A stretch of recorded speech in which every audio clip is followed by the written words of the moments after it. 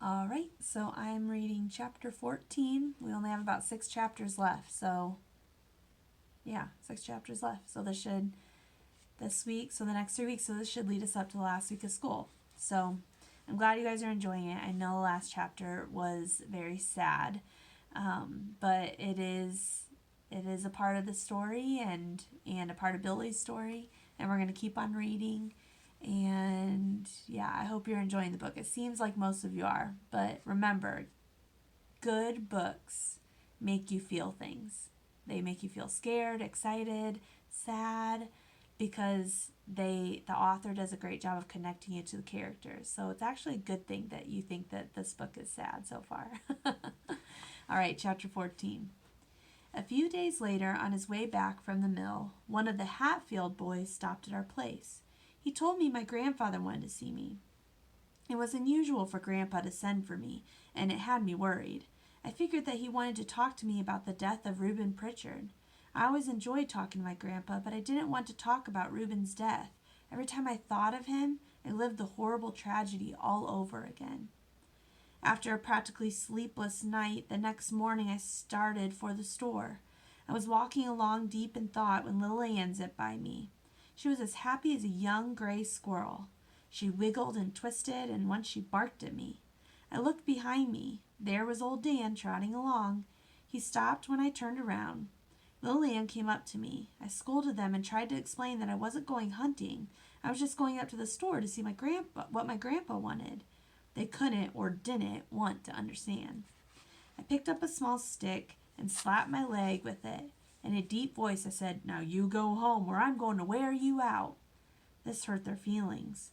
With their tails between their legs and trotting side by side, they started back. Every little way they would stop and look back at me. It was too much. I couldn't stand it.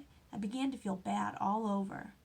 "Well, all right," I said. "Come on, you can go. But Dan, if there are any dogs around the store and you get in a fight, I won't take you hunting for a whole year. And I mean that." Although I know I didn't. They came running, tickled to death. Lil Ann took one of her silly spells. She started nipping at the long red tail of old Dan. Not getting any reaction from him, she jumped over him. She barked at him. He wouldn't even look at her. She ran around in front of him and laid down in the trail, acting like a cat ready to spring. Stiff-legged, he walked up close to her, stopped, and showed his teeth. I laughed out loud. I knew he wouldn't bite her any more than he would bite me. He was just acting tough because he was a boy dog. After several attempts to get him to play, little Ann gave up. Together they started sniffing around in the underbrush. As I walked up in front of the store, Grandpa hollered at me from the barn. I went over to him. Right away he wanted to know all about Reuben's accident. He listened while I told the story over again. After I had had my say, Grandpa stood looking down at the ground. There was a deep frown on his face and a hurt look in his eyes. His quietness made me feel uneasy. He finally raised his head and looked at me. What I could see in his friendly old face tore at my heart. It seemed that there were more wrinkles than I had ever seen before. His uncombed iron gray hair looked almost white. I noticed that his wrinkled old hand trembled as he rubbed the wire-stiff stubble on his chin. In a low voice that quivered as he talked, he said, "Billy, I'm so sorry about all this. Truly sorry. I can't help but feel that in a way it was my fault." "No, Grandpa," I said, "it wasn't your fault. It wasn't anyone's fault. It just happened and no one could help it." "I know," he said, "but if I hadn't called Reuben's bet, nothing would have happened. I guess when a man gets old, he doesn't think straight. I shouldn't have let those boys get under my skin." "Grandpa," I said, "Reuben and Rainey could get under anybody's skin. You couldn't help that. Why, they get under everyone's skin that gets close to them." "Yes, I know," he said, "but still, I acted like a fool. Billy, I had no idea things were going to turn out like they did, or I wouldn't have called that bet." Wanting to change the conversation, I said, "Grandpa, we won that bet fair and square, but they took my money anyway." I saw the fire come back to his eyes. This made me feel a little better. He was more like the grandpa I loved. "That's all right," he said. "We'll just forget the whole thing." He stepped over and laid his hand on my shoulder. In a solemn voice he said, "We won't talk about this again." Now I want you to forget it ever happened because it wasn't your fault. Oh, I know it's hard for a boy to ever completely forget something like that. All through your life you'll think of it now and then, but try not to let it bother you, and don't ever feel guilty about it. It's not good for a young boy to feel that way. I nodded my head, thinking if people would just stop questioning me about Reuben's death, then maybe I could forget. Grandpa said, well, the accident wasn't the only thing I wanted to talk to you about. I've got something else. Something I think will help us both forget a lot of things. A twinkle in Grandpa's eye reminded me of what my father had said. Seems like that old man can cook up more deals than anyone in the country. I didn't care about how many deals Grandpa cooked up. He was still the best grandpa in the whole wide world.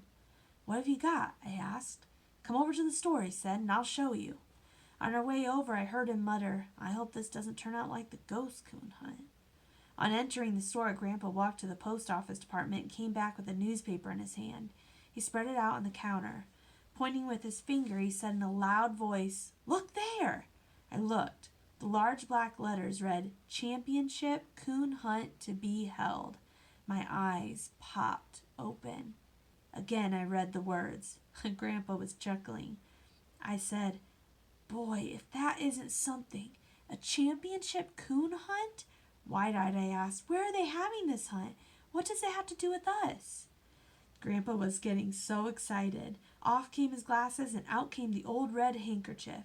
He blew his breath on the lenses and polished them. He snorted a time or two, reared back and almost shouted, Do with us? Why, it has everything to do with us.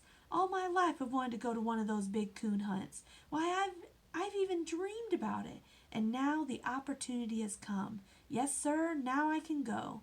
He paused. That is, if it's all right with you. I was dumbfounded.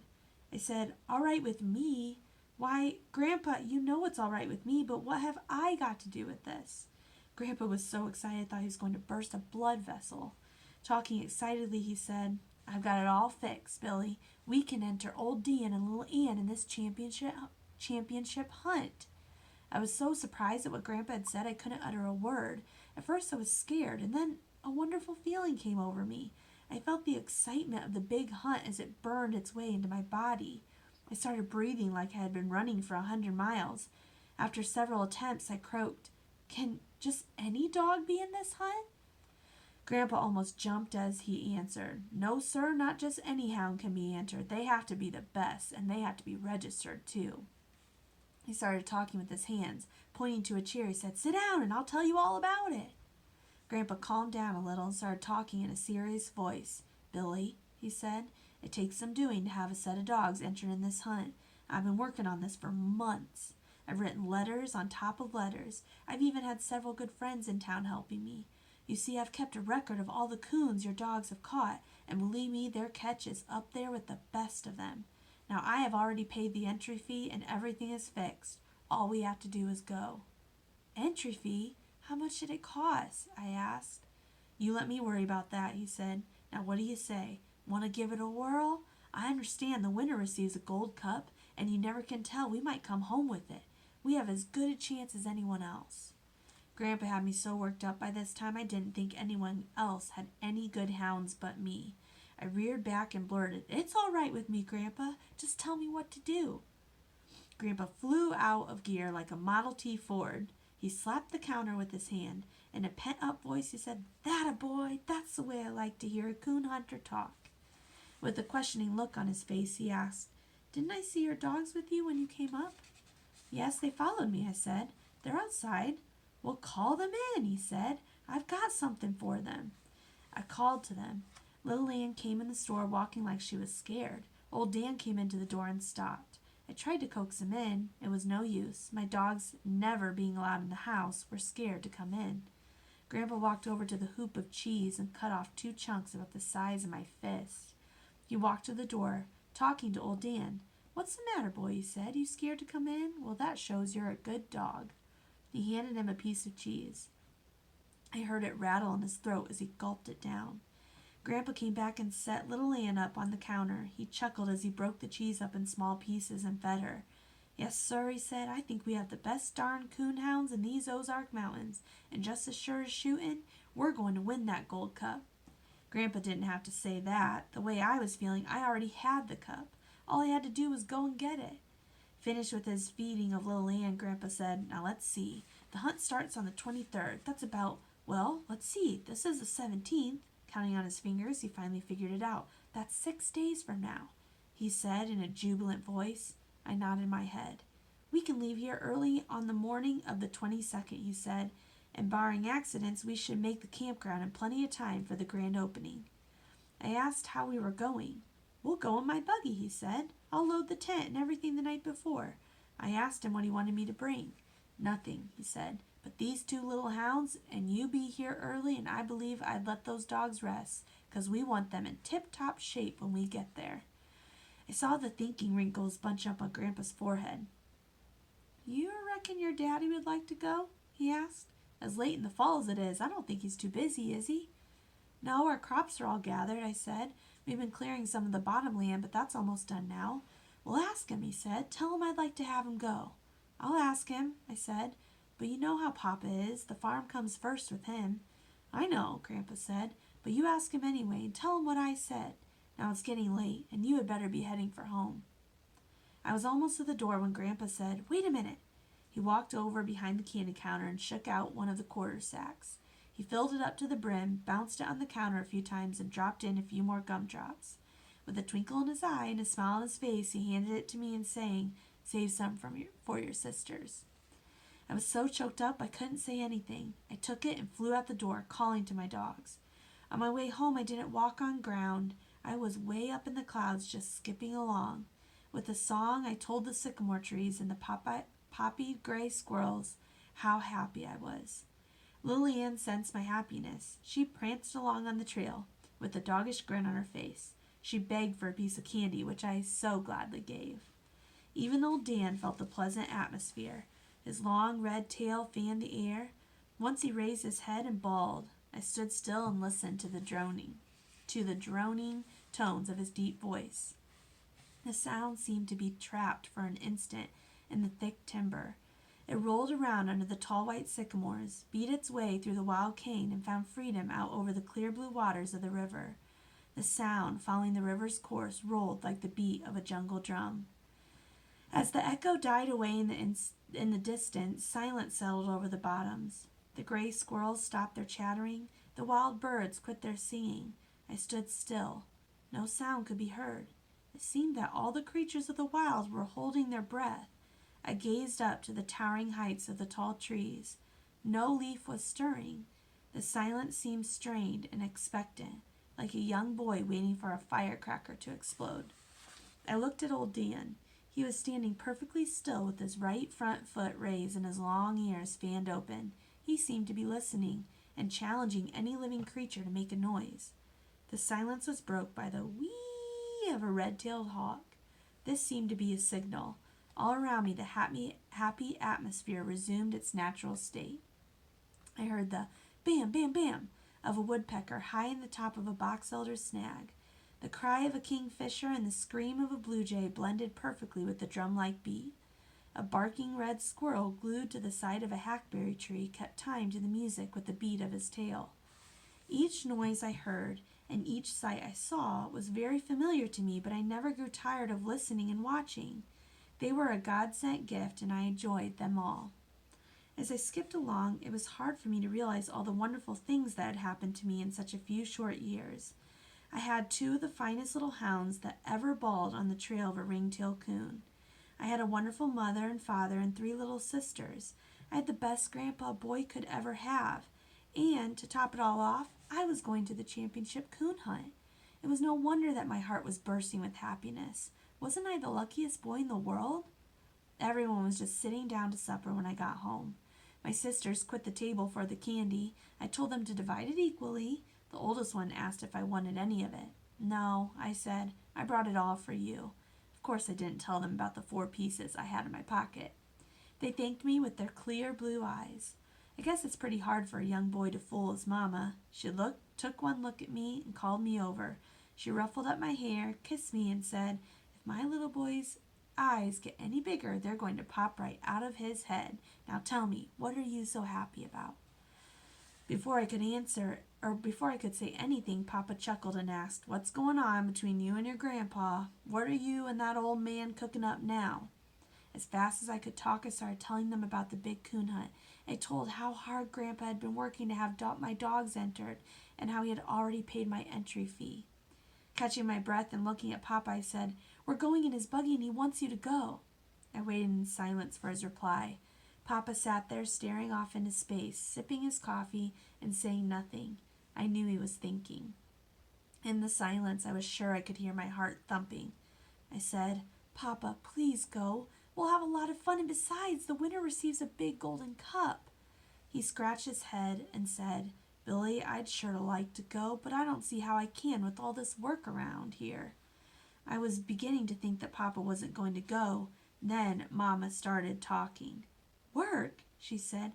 "Why, all this work is practically done. I don't know of one thing you couldn't put off for a few days. Why don't you go? You haven't been anywhere since I don't know when."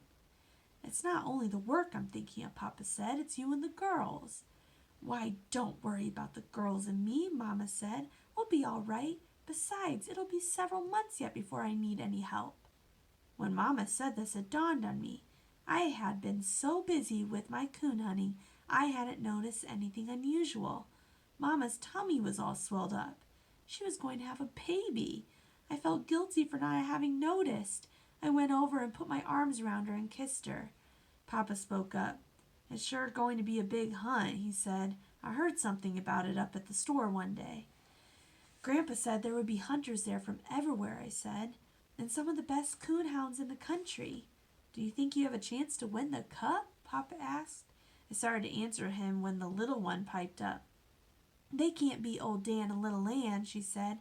"I just bet they can't." Everyone laughed at her serious remark. I would have kissed her, but she had candy cornbread and molasses all over her face.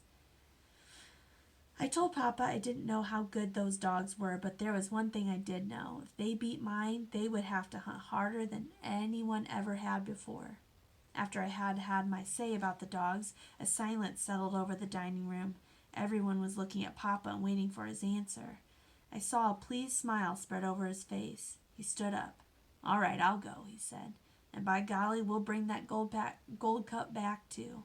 My sisters started clapping their hands and squealing with delight. A satisfied smile spread over my mother's face. At that moment, I'm sure no boy in the world could have been happier than I. Tears of happiness rolled down my cheeks. Mama wiped them away with her apron. In the midst of all the excitement, my little sister, saying not a word, climbed down from her chair. No one said anything. We just watched her. Still clutching a spoon in her small hand, she came around the table and walked up to me. Looking down at the floor in a bashful voice, she asked, "Can I have the gold cup?" Putting my finger under her sticky little chin, I tilted her head up. I smiled as I looked into her clear blue eyes. I said, "Honey, if I win it, I'll give it to no one but you." I had to cross my heart and hope to die several times before she was satisfied. Back in her chair, she gloated over the others. "You just wait and see," she said. "It'll be all mine, nobody's but mine, and I'll put my Banty eggs in it." "Silly, you don't put Banty eggs in a gold cup," the oldest one said. "They're just made to look at." That night I dreamed about gold cups, little red hounds, and coons as big as rain barrels. Once I woke myself up whooping to my dogs. The next few days were busy ones for me. Knowing that Papa and I would be gone for several days, I did everything I could, making things convenient for Mama. I chopped a large pile of wood and stacked it close to the kitchen door.